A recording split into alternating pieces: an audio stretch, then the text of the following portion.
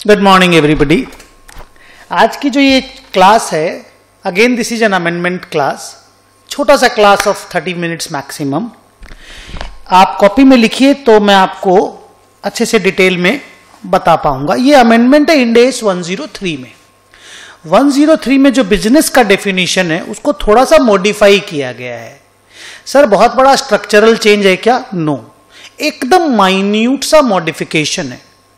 But beyond that जो important चीज उन्होंने इंट्रोड्यूस किया है वो है अपेंडिक्स इन दैट डेफिनेशन का पार्ट। मैं आपको उसका डिटेल देता हूं थोड़ी देर के बाद। उसमें कॉन्सेंट्रेशन टेस्ट बोल करके एक नया चीज इंक्लूड किया है जो पहले आपके स्टडी मॉड्यूल में नहीं था। That was paragraph B7A application guidance of end AS 103, एक ऑप्शनल टेस्ट इंट्रोड्यूस किया है, वो ज्यादा इंपॉर्टेंटली मुझे आपको बताना है। ओके, तो आप यहां से लिखो। आधा घंटा में नहीं होगा, 1 घंटा लग सकता है। आप लिखना स्टार्ट करो। ओके,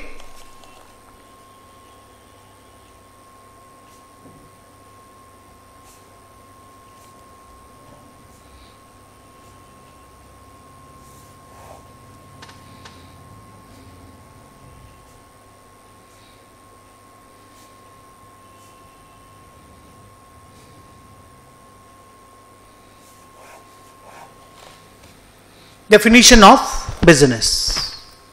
मैं आपको पहले मेरी बुक में पुराना डेफिनेशन ऑफ बिजनेस दिखलाता हूं जो आपके साथ डिस्कस किया हुआ है। उसके बाद जो नया डेफिनेशन ऑफ बिजनेस है वो लिखाता हूं, तो आप कंपेयर कर पाओगे। ओके, ये थोड़ा सा चेंज है, इसके ऊपर अलग से क्वेश्चन बनेंगे। नो, इंस्टीट्यूट ने कोई क्वेश्चन ऐड किए? नो। तो सर हम लोग क्यों क्लास कर रहे हैं? ये कि डेफिनेशन बदला है तो चलो सुन लें। और 2 कंसंट्रेशन टेस्ट, नया चीज जिसके ऊपर प्रैक्टिकल सम आएगा। और मुझे बहुत ज्यादा विश्वास है कि मई 2021 नहीं तो नवंबर 2021 में ये वाला सम जो मैं अभी कराऊंगा, इंस्टीट्यूट ने ऐड किया, आएगा ही आएगा, बहुत चांस है। तो देखिए पुराना डेफिनेशन ऑफ बिजनेस क्या है, रादर क्या था। द टर्म मेरे बुक में, बिजनेस कॉम्बिनेशन वाले बुक में 4 नंबर पेज में, The term business is, ये पुराना definition, is defined as an integrated set of activities and assets that is capable of being conducted and managed for the purpose of providing a return in the form of dividends, lower costs or other economic benefits directly to investors or other owners, members or participants. Simple words में ये पुराना definition है। Simple word में अगर बोलूं तो business एक integrated set of activities and assets है जिसमें प्रोसेस भी इन्वॉल्व होता है, असेट्स तो इन्वॉल्व होता ही है। That is capable of being conducted and managed for the purpose of, उन सारे इंटीग्रेटेड सेट ऑफ एक्टिविटीज को और असेट्स को हम लोग मैनेज कर सकते हैं कि उससे डिविडेंड के फॉर्म में या लोअर कॉस्ट के फॉर्म में या दूसरे किसी इकोनॉमिक बेनिफिट्स के फॉर्म में हम लोग बेनिफिट दे पाए to the investors, other owners, members और पार्टिसिपेंट्स। ये पुराना डेफिनेशन था, सिंपल था डेफिनेशन, कोई डिफिकल्ट या कॉम्प्लेक्स डेफिनेशन नहीं था। अब आप बोलेंगे सर बिजनेस का डेफिनेशन क्यों इंपॉर्टेंट है? तो answer is sir business combination पढ़ रहे हो। क्यों सर? बिजनेस एक्वायर करते हैं तो बिजनेस कॉम्बिनेशन अकाउंटिंग करते हैं, असेट लायबिलिटी का फेयर वैल्यू निकालते हैं, कंसिडरेशन का फेयर वैल्यू निकालते हैं, एनसीआई नॉन कंट्रोलिंग इंटरेस्ट निकालते हैं, बिजनेस कॉम्बिनेशन रिकॉर्ड करते हैं। सर अगर बिजनेस नहीं हुआ फिर भी हम कुछ खरीदे तो क्या हो गया? That becomes asset acquisition.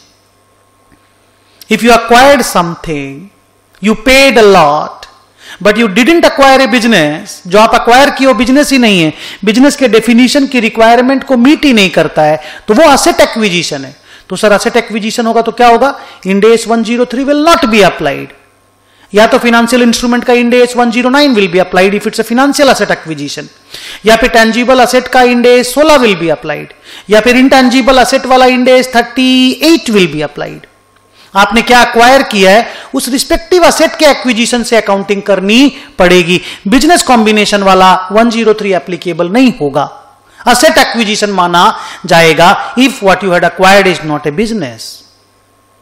तो बिजनेस एक्विजिशन होना जरूरी है इंड एस 103 के एप्लीकेशन के लिए। यह पढ़ाया गया आपको फर्स्ट क्लास में। और बिजनेस का डेफिनेशन पहले क्या था? It is an integrated set of activities and assets that is capable of being conducted and managed for the purpose of providing a return in the form of dividends, lower cost or other economic benefits directly to the investors or other owners, members or participants. अब आप नया definition लिखोगे। चलो लिखो।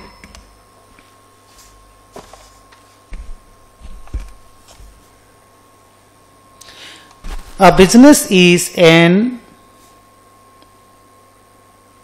नया definition, amended definition, integrated set of activities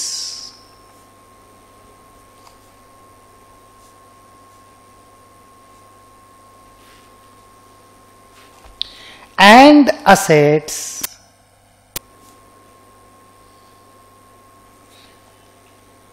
a business is an integrated set of activities and assets that is capable of being conducted and managed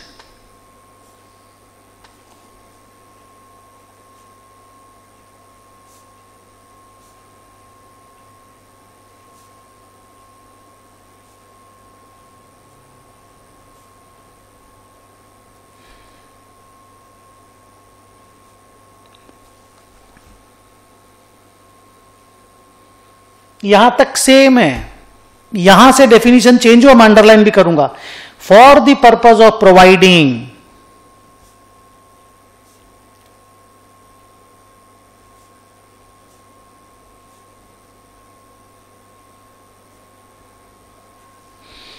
goods और services to customers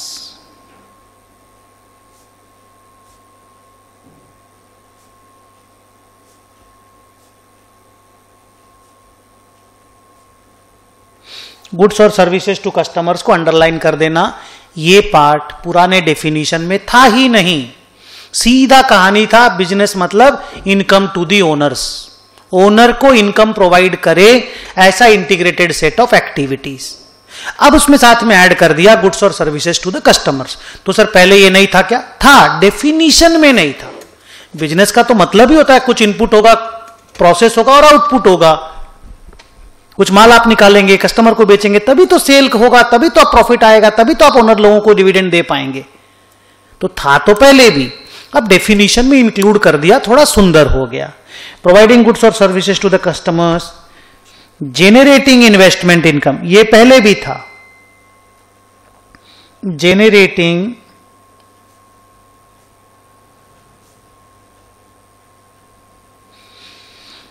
investment income such as dividend और interest, bracket में लिखना,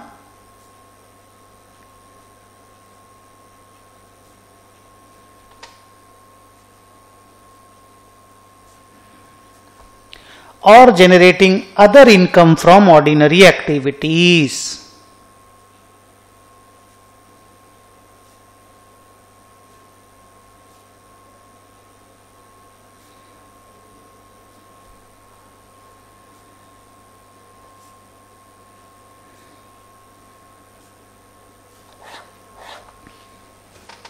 मैं एक बार definition को वापस से पढ़ता हूं.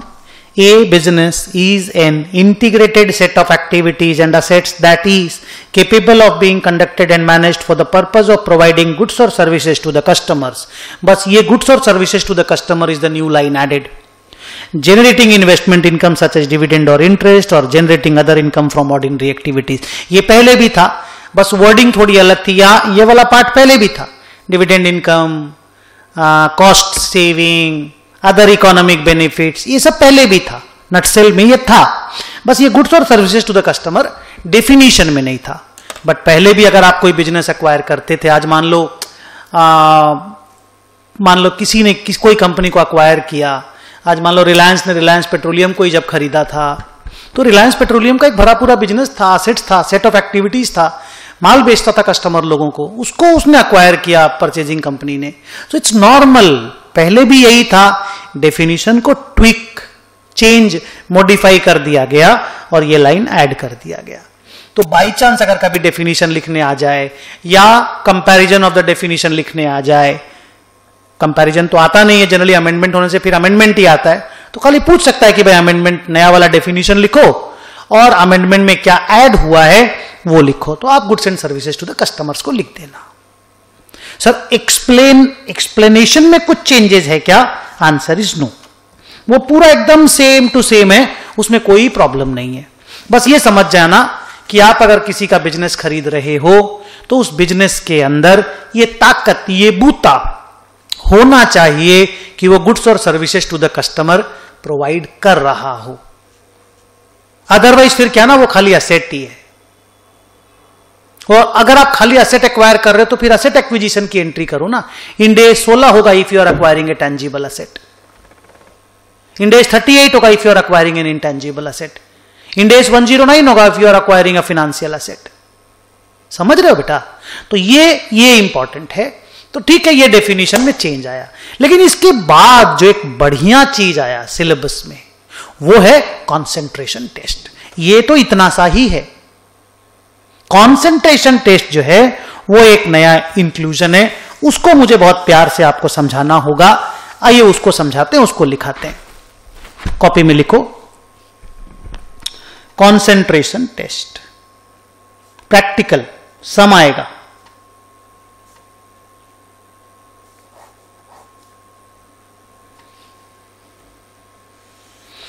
डेफिनेशन ऑफ बिजनेस को 1 लिख दो, कॉन्सेंट्रेशन टेस्ट को 2 लिख दो।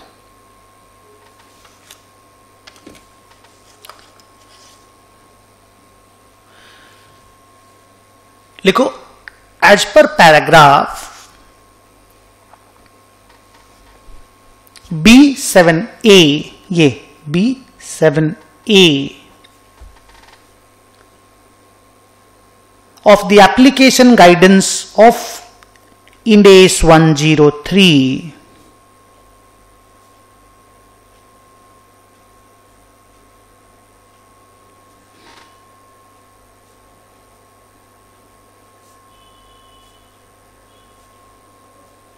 नया चीज, ए कॉन्सेंट्रेट निकलो, ऐसे लिखो, एन ऑप्शनल टेस्ट कॉल्ड। अच्छा, ऑप्शनल टेस्ट है बेटा, करना ही है ये जरूरी नहीं है। मैनेजमेंट को अगर लगे कि मैं कंसेंट्रेशन टेस्ट कर लूं और फिर डिसीजन लूं कि एसेट अच्छा, कंसेंट्रेशन टेस्ट में खाली यही पता चलेगा इट्स एन एसेट एक्विजिशन या इट्स ए बिजनेस एक्विजिशन। और बिजनेस एक्विजिशन भी इतना जल्दी कंक्लूड नहीं होगा। हाँ, एसेट एक्विजिशन कंक्लूड हो जाएगा तुरंत। बिजनेस एक्विजिशन कंक्लूड करने के लिए फिर बिजनेस का जो जो डेफिनेशनल रिक्वायरमेंट है वो सबको टेस्ट करना पड़ेगा, उसका असेसमेंट करना पड़ेगा। वो आपको नोट्स में पढ़ाया हुआ, आप बुक में लिखा हुआ है, वो आप पढ़ेंगे, उसके सम्स कराए हुए हैं। लेकिन concentration test will help us to identify whether what we had acquired is an asset acquisition और अ बिजनेस एक्विजिशन। ये काम कॉन्सेंट्रेशन टेस्ट करके देगा। ओके, और अगर ये क्लियर हो गया कि एसेट एक्विजिशन नहीं है, बिजनेस एक्विजिशन के बारे में सोचो, तो बिजनेस एक्विजिशन के और भी बहुत सारे असेसमेंट हैं जो आप पढ़ चुके हैं। मैं रिपीट कर रहा हूं बात को, बार बार नहीं बोलूंगा। आओ, an optional test called concentration test is introduced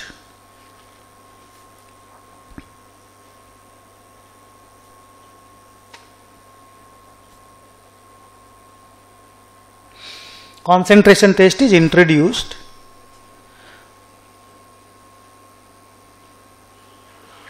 which is a simplified या which provides a simplified assessment। बहुत मजेदार है।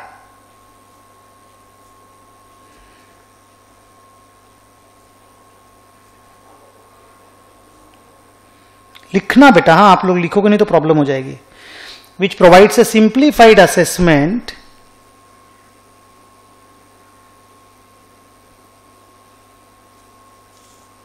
whether the acquisition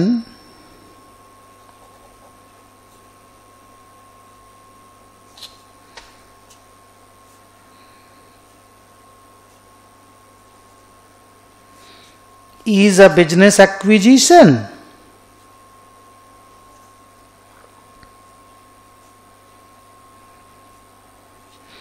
और असेट एक्विजिशन। अंडरलाइन कर देना, बिजनेस एक्विजिशन और असेट एक्विजिशन। मैं एक बार फिर से पैराग्राफ पढ़ता हूं। पैरा B7, एज पर para B7A of the application guidance of Ind AS 103, an optional test called concentration test is introduced, which provides a simplified assessment whether the acquisition is business acquisition or asset acquisition। बच्चों एक बार मैं फिर से repeat करता हूं, अगर asset acquisition हुआ Ind AS 16, Ind AS 109, Ind AS 38 applicable होगा, Ind AS 103 नहीं। अगर बिजनेस एक्विजिशन हुआ तो ही Ind AS 103 एप्लीकेबल होगा। ओके और ये चीज कॉन्सेंट्रेशन टेस्ट से तय हो जाएगी to a large extent. Okay तो उसको लेकर के एक टेस्ट है। आइए मैं आपको टेस्ट के स्टेप्स सुनाता हूं कि करना क्या है। 3 स्टेप का प्रोसेस है। What is concentration test, how it is conducted, उसके बाद फिर हम इसका एग्जांपल देकर के एक्सप्लेन करेंगे, फिर उसका डिटेलिंग अलग से देंगे। ओके पहले सुनते हैं व्हाट इज कंसेंट्रेशन टेस्ट। तो आप 3 नंबर पॉइंट में लिखो, स्टेप्स टू फॉलो। 3 स्टेप हैं। Step 1 concentration test. कहानी मैं आपको रफ में बोलूं एक बार, आप जो पैसा दे रहे हो वो पेमेंट, आप जो पैसा दे, रफ में बोल रहा हूं, डिटेलिंग थोड़ा देर बाद, आप जो पैसा दे रहे हो, is that entire payment is concentrated on a single asset. If that entire payment that you are making is concentrated on a single asset, then it's an asset acquisition, not a business acquisition. ये story है। जितना पैसा दिए वो एक asset के पीछे ही दे दिए मोर और लेस, तो वो असेट एक्विजिशन है। फिर उसको बिजनेस एक्विजिशन मत बोलो। इस चीज को अब मैं इलाबोरेट कर रहा हूं। Simple, is your entire payment concentrated on a single asset? If the answer is yes, then it's an asset acquisition, full stop, the end. अब इसको डिटेल में पढ़ाता हूं, लिखो। Step 1 measure, find out the fair value of, मजेदार है बेटा, बहुत इंटरेस्टिंग है, हमको अच्छा लगा इस तरह का टेस्ट इन्होंने इंट्रोड्यूस किया। Measure the fair value of gross assets acquired। Sir ये क्या है? एक नया सगुफा है, एक नया फंडा है, एक नया ज्ञान है। सर ग्रॉस असेट्स एक्वायर्ड अपना इंड एस 103 वाला डेफिनेशन में जो असेट एक्वायर्ड है उसको जोड़ जा के नहीं ला सकते? नहीं नहीं, अलग चीज है बेटा, एकदम नया चीज है। ग्रॉस असेट्स एक्वायर्ड का अपना एक डेफिनेशन है, वो एक अलग चीज है। अब मैं बताता हूं वो क्या है, लिखो। This is, ready? मैं बोलता जाता हूं, हां। दिस इज, लिखते जाना, ए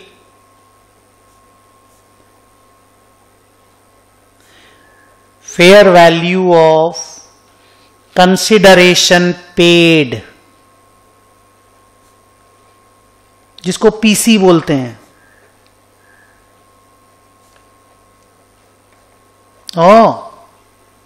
PC plus fair value of consideration paid, simple है, पीसी को बोलते हैं हम लोग, plus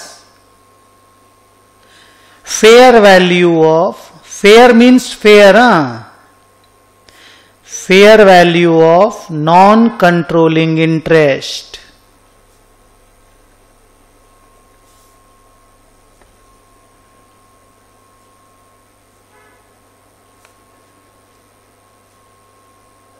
NCI, fair value of NCI. अच्छा आपको मालूम होगा NCI can also be measured on सोना basis, share of net assets. यहां पे शेयर ऑफ नेट असेट नहीं चलेगा, it has to be fair value of NCI. C plus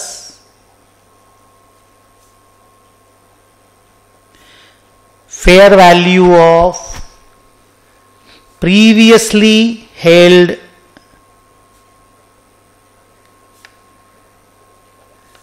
equity interest। अगर आपको याद हो ये तीनों बिजनेस कॉम्बिनेशन की अकाउंटिंग में क्रेडिट होता था और नेट असेट डेबिट होता था। To consideration paid, to NCI, to investment in equity shares earlier वाला, और उसके पहले इन्वेस्टमेंट इन इक्विटी शेयर को आप लोग फेयर वैल्यू पे मेजर भी करते थे। तो ये तीनों नया चीज है क्या? नो, ये तीनों वो क्रेडिट होने वाली चीजें हैं जो पहले भी क्रेडिट होती थी अकाउंटिंग में। ओके, लेकिन हां फेयर वैल्यू ऑफ एनसीआई है, ये ध्यान रखने का चीज है, ये सोना वाला मेजरमेंट नहीं है, शेयर ऑफ नेट असेट नहीं है। अब क्या करना है, इसमें हम लोग प्लस करेंगे fair value of liabilities assumed.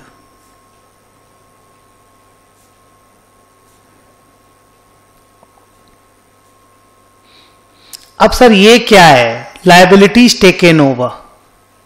तो सर ये भी तो बिजनेस कॉम्बिनेशन की जर्नल में क्रेडिट ही होता था। यस ट्रू, ये वही है fair value of liabilities assumed, जो आप क्रेडिट करते थे ना, ये एग्जैक्टली वही है।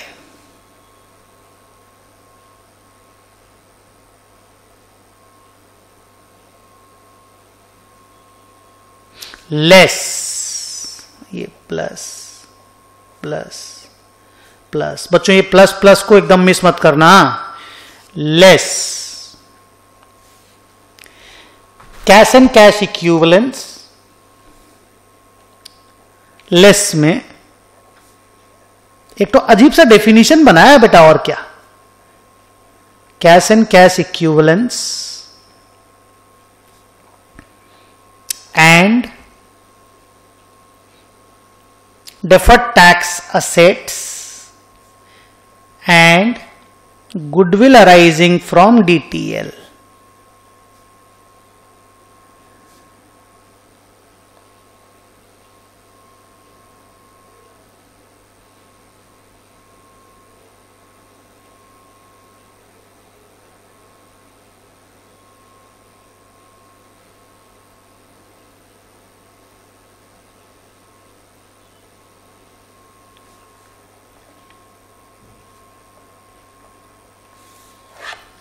सर थोड़ा अजीब सा लग रहा है, अब जो भी लगे भैया सच यही है।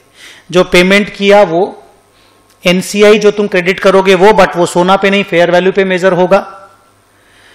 जो ये कंसंट्रेशन टेस्ट के लिए फेयर वैल्यू पे मेजर होगा, बाद में आप रिकॉर्डिंग करने में सोना पे रिकॉर्ड करो या फेयर वैल्यू पे मेजर रिकॉर्ड करो, वो आपके ऊपर है, पर कंसंट्रेशन टेस्ट के लिए इट इज फेयर वैल्यू। तो fair value of consideration paid, fair value of NCI, fair value of previously held equity interest, fair value of liabilities assumed, less cash and cash equivalents, deferred tax assets and goodwill arising from DTL. ध्यान रहेगा?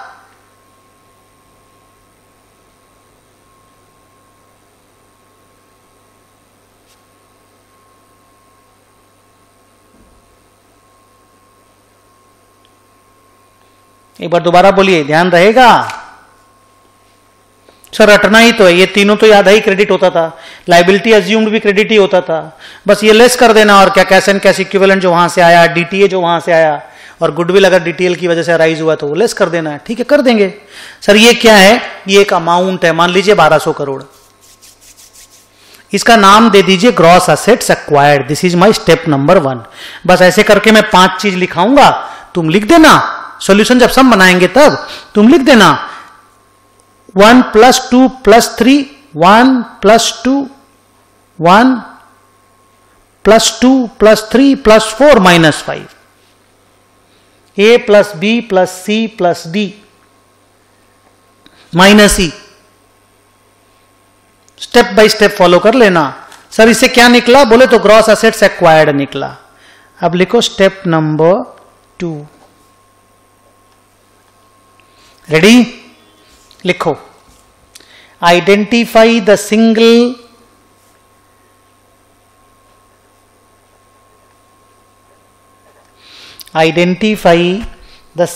identifiable asset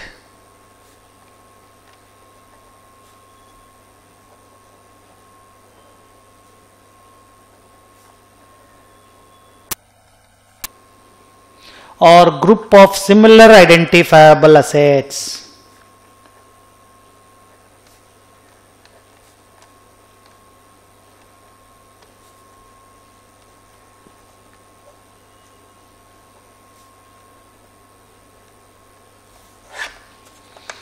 sir ये क्या बोला है, पहले देखो तो सही क्या लिखा हुआ है। क्या बोला मैंने कि identify the single identifiable asset जो आपने परचेजिंग कंपनी से टेक ओवर किया है ना, उसमें कोई भी एक सिंगल असेट को या ग्रुप ऑफ सिमिलर असेट को आइडेंटिफाई करो जो बहुत बड़ा वैल्यू का है। सर क्यों करें? कंसंट्रेशन टेस्ट चेक करने के लिए। सर क्या होगा कि आप जो पेमेंट कर रहे हो, is that concentrated on a single asset? If that is concentrated on a single asset, you are not acquiring a business, the end. You are acquiring an asset, go for asset acquisition accounting. ओ तो sir single identifiable asset का concept क्या है? जैसे fair value of gross assets acquired तो समझ में आ गया, A plus B plus C plus D minus C, वो तो स्टेप में डाल देंगे। What is the concept of single identifiable asset या group of similar identifiable assets, वो हम आपको दे रहे हैं। लिखो वहीं पे 2 के नीचे स्टार लगा के लिखो।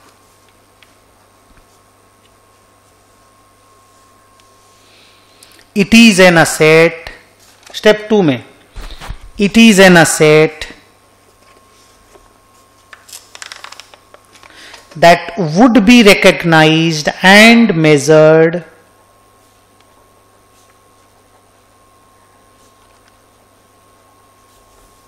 सिंपल बात है, एकदम टेंशन वाली बात ही नहीं है।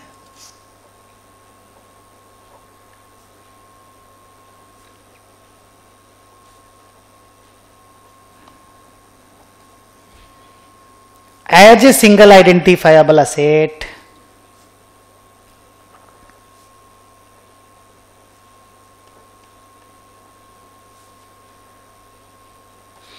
in business combination,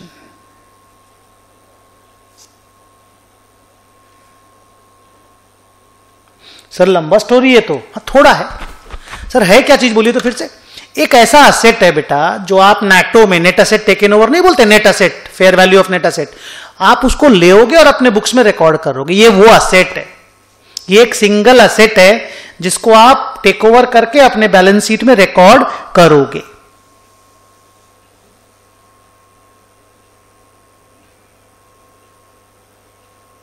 जिसको आप टेक ओवर करके अपनी बैलेंस शीट में रिकॉर्ड करोगे। अगर बिजनेस कॉम्बिनेशन अकाउंटिंग होगा ना तो एक असेट के रूप में रिकॉर्ड होगा।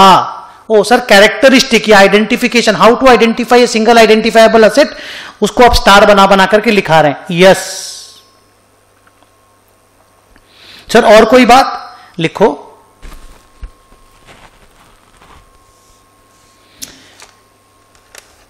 If 2 assets are physically attached,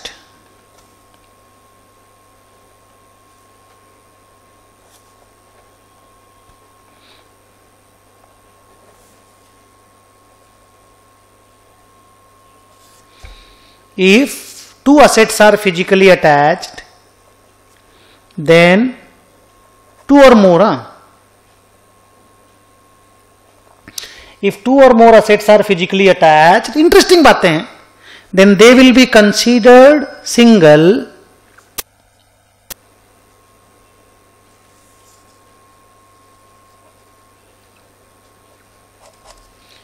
if they are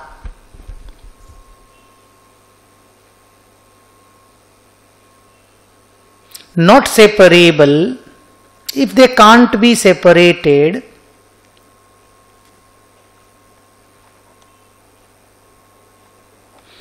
if they can't be separated without incurring, लिखना बेटा थोड़ा सा खाली लिखना है थोड़ा देर, without incurring significant cost oblique loss,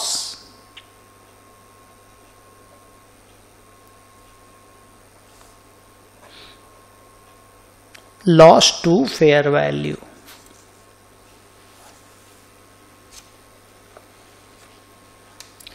sir आप क्या बोल रहे हो कि दो असेट अगर जुड़ा हुआ है तो उसको भी एक असेट माना जाएगा अगर वो एक दूसरे से अलग नहीं हो पा रहे हैं विदाउट इनकरिंग सिग्निफिकेंट कॉस्ट।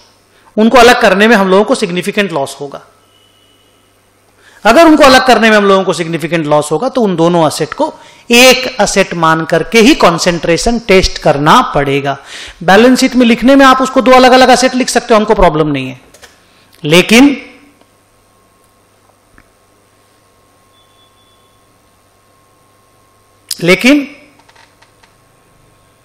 उसको सिंगल आइडेंटिफायबल असेट मानना पड़ेगा। Even group of similar asset को भी सिंगल आइडेंटिफायबल असेट ही मानना है। यहां पे ये देखो ना, identify the single identifiable asset और ग्रुप ऑफ सिमिलर आइडेंटिफायबल असेट, वो भी एक ही बात है। थर्ड स्टार, जब आप ग्रुप ऑफ सिमिलर असेट बोलते हो तो असेट का नेचर और असेट के रिस्क के बेस पे सिमिलैरिटी डिसाइड होती है। खाली एक तो पॉइंट लिखना थर्ड पॉइंट में,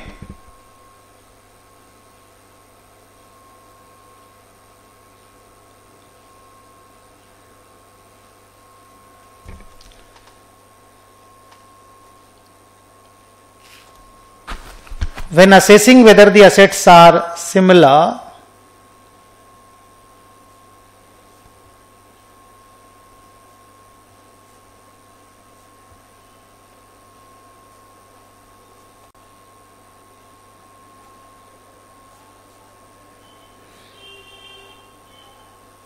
the nature and risk should be assessed. Group of similar asset को भी यहां पे एक सिंगल आइडेंटिफायबल असेट के रूप में ही ट्रीट करने बोला है, लेकिन दो असेट सिमिलर है कि नहीं, दो असेट सिमिलर है कि नहीं, इसका judgement nature of the asset और रिस्क इन्वॉल्व लेकर के करना पड़ता है। जैसे एक टैंजिबल और एक इनटैंजिबल असेट को आप सिमिलर नहीं बोल सकते। एक टैंजिबल और एक इनटैंजिबल असेट को आप सिमिलर नहीं बोल सकते। टैंजिबल असेट भी दो अलग अलग क्लास का, जैसे land and building, plant and machinery, furniture and fixtures, सब अलग अलग क्लास का है, आप उसको सिमिलर नहीं बोल सकते। लैंड एंड बिल्डिंग एक ही क्लास का है, आप सिमिलर बोल सकते हो। ओके, तो सिमिलैरिटी जज करने के लिए आपको नेचर ऑफ द असेट और रिस्क इन्वॉल्व करना बताना पड़ेगा। वैसे ही बोलते हैं कि एक फिनेंशियल और एक नॉन फिनेंशियल असेट दोनों को सिमिलर नहीं बोल सकते। Financial asset of different classes आप सिमिलर नहीं बोल सकते। Even tangible asset of different classes, intangible asset of different classes आप सिमिलर नहीं बोल सकते। सिमिलर वो बोलने के लिए नेचर और रिस्क इन्वॉल्व देखना पड़ेगा। ठीक है सर, चिंता मत करना, क्वेश्चन पेपर में बता देगा कि this is an identifiable single asset या सिंगल आइडेंटिफायबल असेट, ये आपको बता देगा। आगे चलूं तो सर क्या क्या पता चला? एक तो पता चला fair value of gross assets acquired, okay. एक पता चल गया आइडेंटिफायबल सिंगल असेट। अब लिखो सी,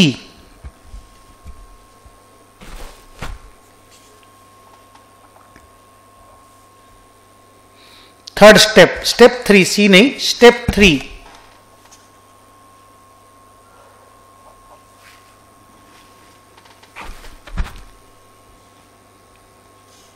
if substantially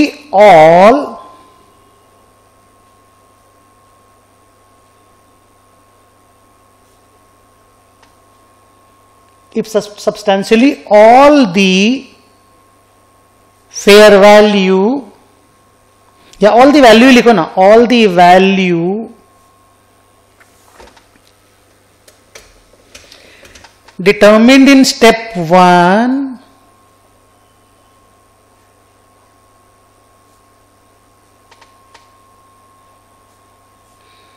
is concentrated, इसका परसेंटेज बताऊंगा मैं थोड़ा देर के बाद, in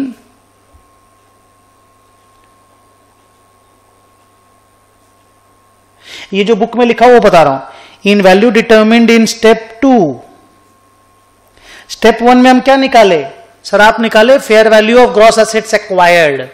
स्टेप 2 में सर सिंगल आइडेंटिफाइबल एसेट का फेयर वैल्यू आप निकाले। सर आप क्या बोल रहे हैं कि पहले स्टेप में हम जो निकाले उसका substantially all the amount is concentrated in step 2 है या नहीं है?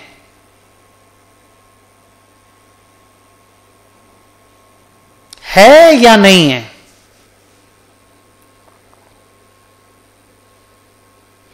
If substantially all the value determined in step 1 is concentrated in value determined in step 2, हम परसेंटेज में देंगे, आप चिंता मत करो मैथमेटिक्स करके, then it is an asset acquisition.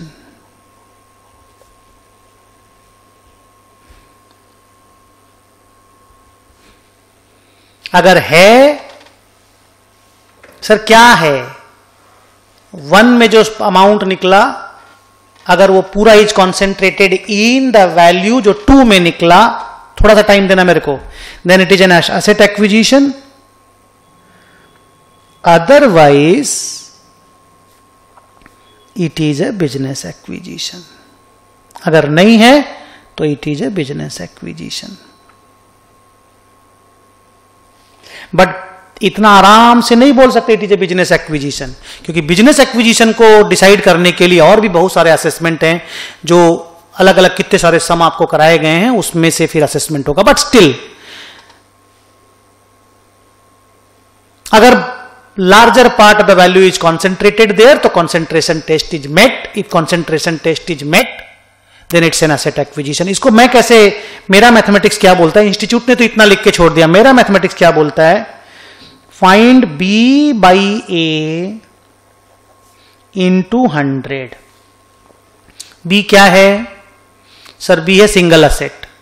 ए क्या है? ए है sir fair value of gross assets acquired, मैंने अपने जो पैसा दिए वो वाला सर, उसमें आप बोले ए प्लस बी प्लस सी सब करके, तो बी, अच्छा इसको मैं बी नहीं बोलूं तो बी बोलने से दिक्कत होगा, बी नहीं बोलता हूं। Step 2 by step 1 into 100। Step 1 में क्या है? Fair value of gross assets acquired. इसको ऐसे भी नहीं लिखे, मैं एक बार तुम लोग काटो, ऐसे लिखो, single asset divided by fair value of gross assets acquired. बस ये करो। सिंगल असेट जो आपने चाहे बिल्डिंग एक्वायर किया, चाहे लैंड एक्वायर किया, कुछ भी, single asset divided by fair value of gross asset acquired into 100 पता कर लो। If it is greater than equal to 90% then it is acquisition, asset acquisition.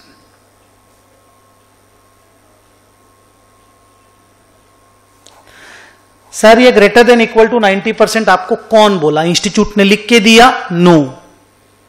तो सर क्या बोला उन्होंने? उन्होंने बोला सब्सटेंशियली ऑल, मोर और लेस पूरा, मोर और लेस पूरा। जैसे मान लो आपने 1200 करोड़ रुपया किसी को पेमेंट किया, उसमें से 1100 करोड़ रुपया का खाली एक लैंड ले रहे हो, खाली एक लैंड,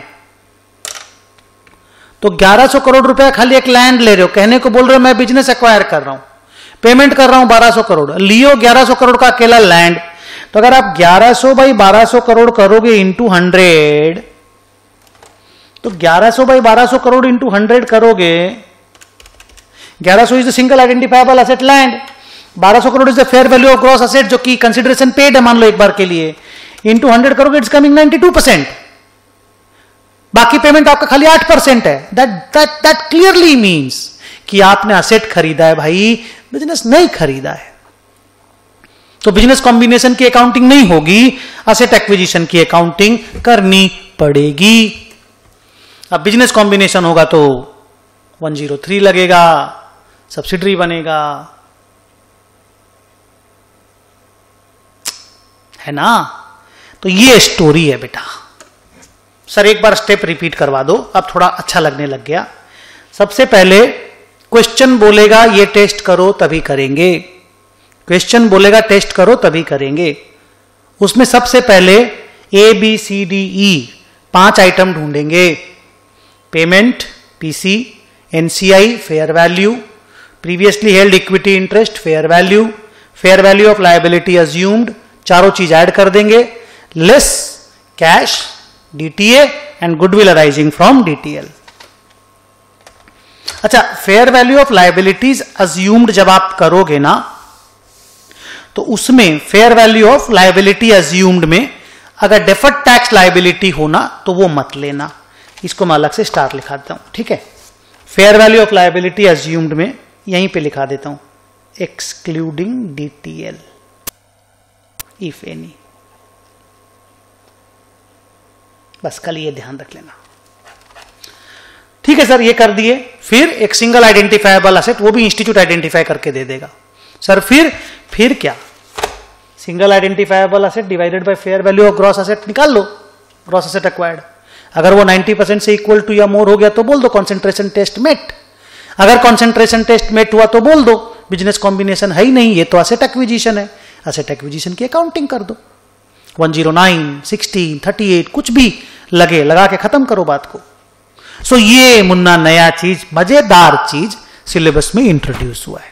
इसका मैं एक एग्जाम्पल कराता हूं, इंस्टीट्यूट का ही एग्जाम्पल है, इन्होंने डाला है और मेरा पूरा मानना है मई 2021 नहीं तो नवंबर 2021 में ये सम आने वाला है, ठीक है। लिखो एग्जाम्पल, ए लिमिटेड, पूरा एग्जाम्पल डिक्टेट कर देता हूं, एकदम same example. A limited holds 20% interest in B limited. ये प्रीवियसली हेल्ड इक्विटी इंटरेस्ट है, इसका फेयर वैल्यू मेजर करके fair value of gross assets acquired में घुसाएंगे। It acquired another 50% by paying 300 crore. 300 crore रुपया पे करके और 50% खरीदा, तो अब 50 और 20 हो गया, तो एक तरह से कंट्रोल आ गया ना। तो ये हो गया परचेज कंसिडरेशन, जो 300 करोड़ रुपया जो अभी पे किए, फुल स्टॉप। आगे लिखो, the fair values are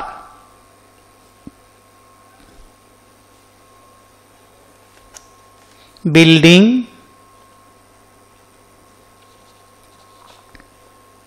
हजार crore,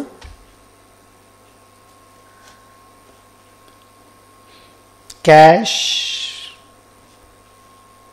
200 crore, financial liability 800 crore, DTL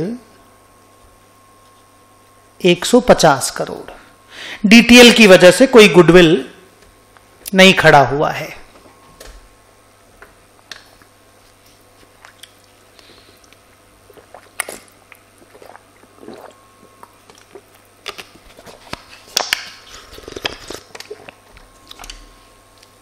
और फिर लिखो fair value of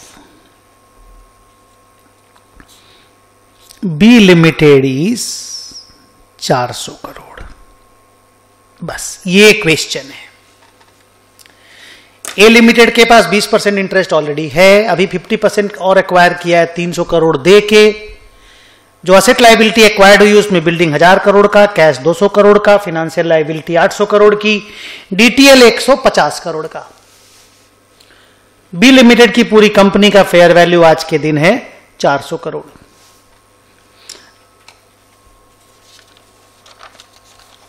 do concentration test, question complete होता है। डू कॉन्सेंट्रेशन टेस्ट, ये एकदम इंस्टीट्यूट के बुक का नया एग्जाम्पल है, पेज नंबर 13.12 में। ठीक है, कैसे कॉन्सेंट्रेशन टेस्ट करेंगे आइए मैं बताता हूं।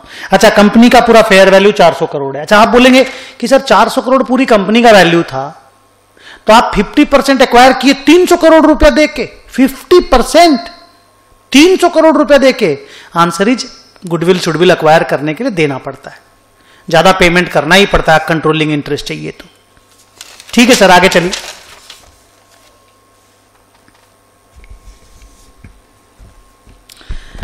सबसे पहले सॉल्यूशन स्टार्ट करने में सबसे पहले fair value of gross assets acquired.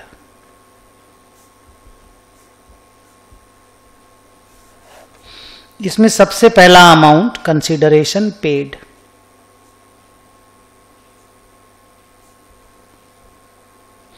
अभी जो मैं पैसा दे रहा हूं 300 crore. B, fair value of NCI.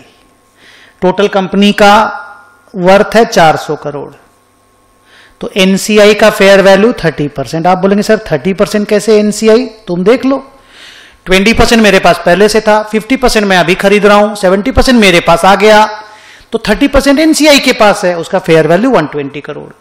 C, fair value of previously held equity interest. जो 20% का स्टेक मेरे पास पहले से था, उसका फेयर वैल्यू जैसे 30% का निकलेगा वैसे ही 20% का निकलेगा, सो दैट इज 80। ये सब ऐड होगा सर। फिर D, fair value of liabilities assumed. तो लायबिलिटी कितना है? फिनेंशियल लायबिलिटी, डीटीएल इसमें मत लीजिएगा। Fair value of liability assumed 800 crore.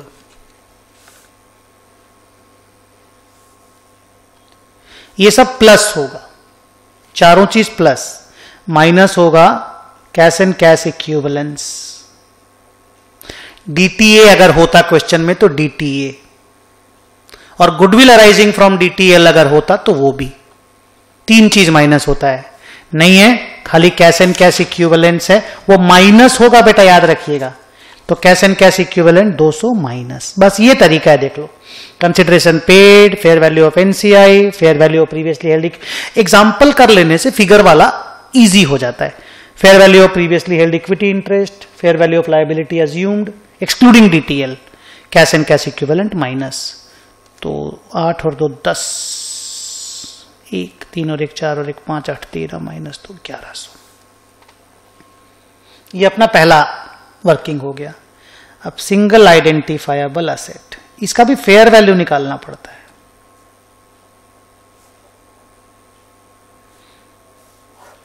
क्या कोई भी सिंगल आइडेंटिफायबल असेट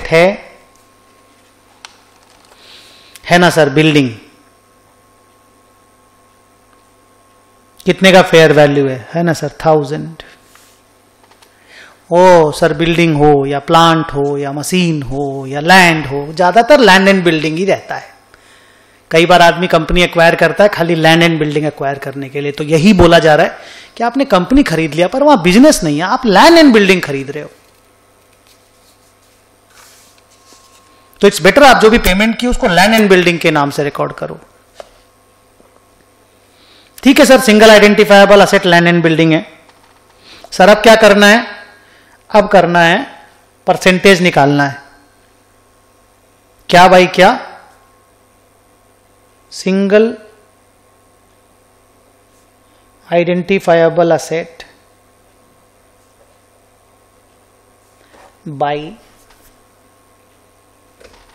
ये हो गया स्टेप 1, ये हो गया स्टेप 2, ये हो गया step 3, by fair value of gross assets acquired into 100। तो ये हो गया 1000 डिवाइडेड बाई 1100 into 100।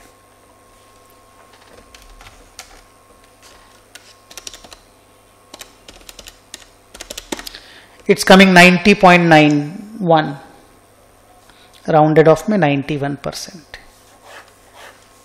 तो क्योंकि मोर देन इक्वल टू 90% हो गया, तो ऑब्वियसली फिर मैनेजमेंट ही कंसीडर करेगा सब्सटेंशियली ऑल है कि नहीं है। पर हम बीइंगे कि भाई बच्चे लोग एग्जाम में क्या करें उसको क्लियर करने के लिए सब्सटेंशियली ऑल हमने 90% रखा, 90% या उससे ज्यादा। अब ये इंस्टीट्यूट की देखो जिम्मेदारी होनी चाहिए थी, उनको क्लियर करना चाहिए था सब्सटेंशियली ऑल मीन्स एग्जैक्टली कितना। अब ये ऑल सब्सटेंशियली ऑल साला हमेशा एक प्रॉब्लमेटिक एरिया रहता है, बट क्योंकि ऑप्शनल टेस्ट है, इंस्टीट्यूट भी इतना इज्जत नहीं दिया, ऑप्शनल है, कोई करेगा कोई नहीं करेगा, बोला था ना ऑप्शनल टेस्ट है, बट एग्जाम में आ जाएगा तो करना पड़ेगा ना। तो एग्जाम में क्वेश्चन पेपर को भी लिख के देना चाहिए कि भाई 90% इज कंसीडर्ड सब्सटेंशियली ऑल, पर नहीं बोला, हम लोग कर लिए, क्या फर्क पड़ता है। लिखिए we consider that,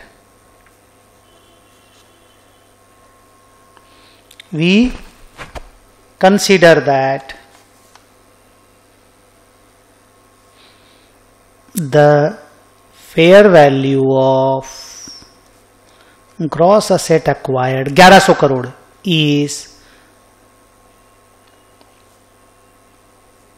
concentrated in single identifiable asset, so it is an asset acquisition.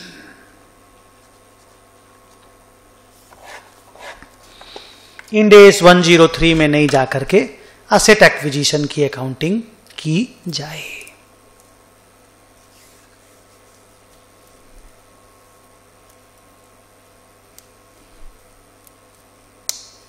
Sir तो एग्जैक्टली इस केस में क्या करना पड़ेगा, जैसे यहां तो परसेंटेज स्टेक खरीद रहे हैं, अब ऑब्वियसली बिल्डिंग एक्वायर हुआ है, पर एनसीआई भी है, सब कुछ है, तो सर बिजनेस कॉम्बिनेशन का अगर अकाउंटिंग नहीं कर पाएंगे तो सर फिर क्या करेंगे, इतना बड़ा स्टेक आ गया है, इन्वेस्टमेंट का अकाउंटिंग करके छोड़ देना है इस केस में, क्योंकि 50% आप स्टेक खरीद रहे हो, तो इन्वेस्टमेंट अकाउंटिंग करके छोड़ दो।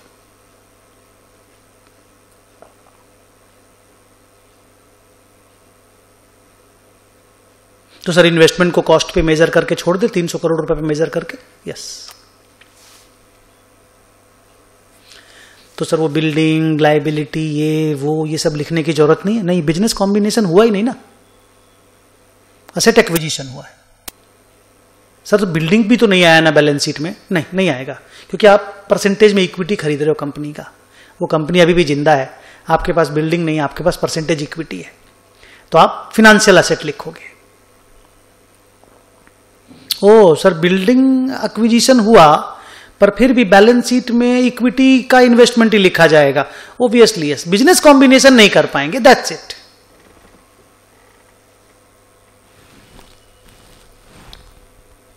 तो असेट तो इस केस में अपने पास तो इन्वेस्टमेंट इन इक्विटी शेयर ही है ना, पहले से भी इन्वेस्टमेंट इन इक्विटी शेयर था, बस मन में खुश होते रहना कि उस कंपनी का 70% स्टेक हमारे पास है।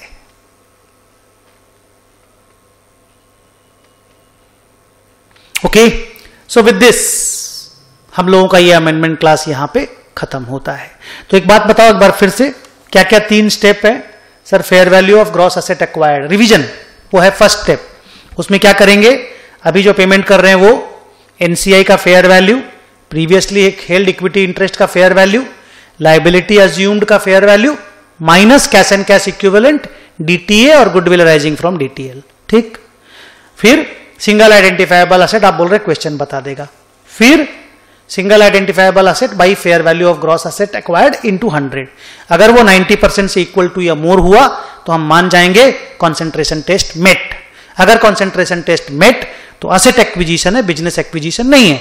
बिजनेस एक्विजिशन नहीं है, don't follow Ind AS 103, that's it. तो सर कौन सा एस फॉलो होगा? Respective AS, respective Ind AS may be 109, may be 16, may be 38। Bye bye, thank you. अच्छा सुनो, फिर से बोल रहा हूं, आईसीएआई ने एडिशनल सम 140 150 ऐड किया है पुराने आरटीपी, पुराने क्वेश्चन पेपर से, उनका कंपाइलेशन करके हम क्लास रिकॉर्ड कर रहे हैं। आप लोगों को आने वाले दिनों में वो क्लासेस मिल जाएगी। Thank you, bye bye. इस पे और कोई क्वेश्चन नहीं है, कंसंट्रेशन टेस्ट पे यही एकमात्र क्वेश्चन इंस्टीट्यूट ने दिया है। चलो मिलते हैं।